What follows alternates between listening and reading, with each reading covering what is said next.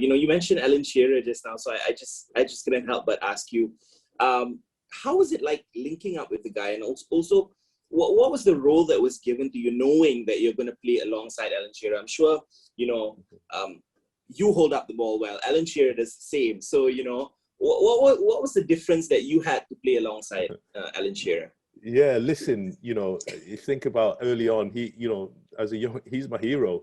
Gosh, coming into that first team, it's like, gosh, you're looking at him and thinking, this guy is someone I've obviously looked up to, most of my teenage life, and so when I came to the first team, obviously being an 18-year-old, back then I could run. I was pretty quick, so there's only one man that can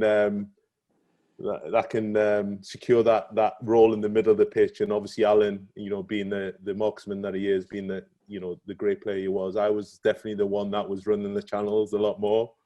Certainly early on, you have to know your place. When you go coming up and you're learning from the best, seeing him, the way he prepared in training, the way he trained, the way he, like you said, held the ball up, the way his maturity on and off the pitch. Those were, his professionalism. Seeing that, up close and personal was just amazing.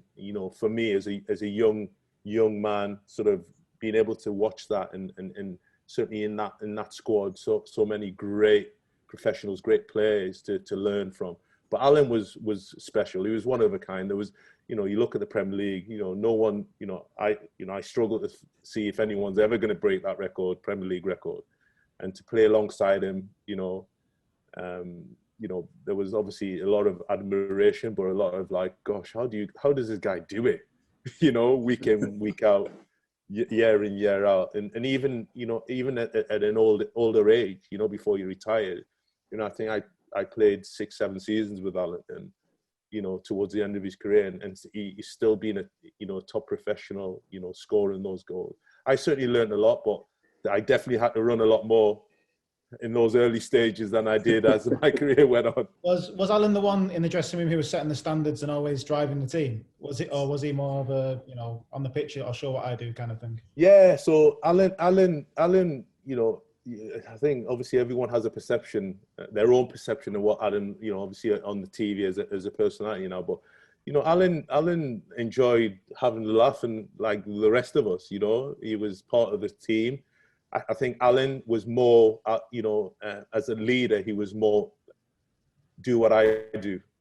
I'll show you, I'll show you how to be professional, how to play, and how to fight for everything. And so for me, he definitely was more, in terms of, his ability on the pitch, and the fact that, he would, run through a brick wall, and he wanted everyone to follow him. And, he certainly set the example for the rest of the team in that way.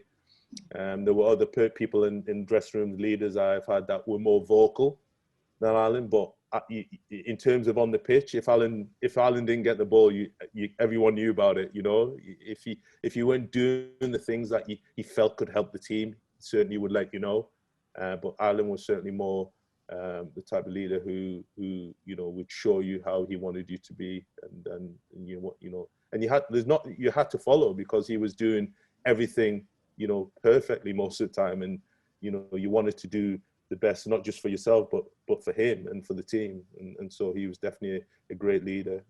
Obviously the first one I had coming into the team.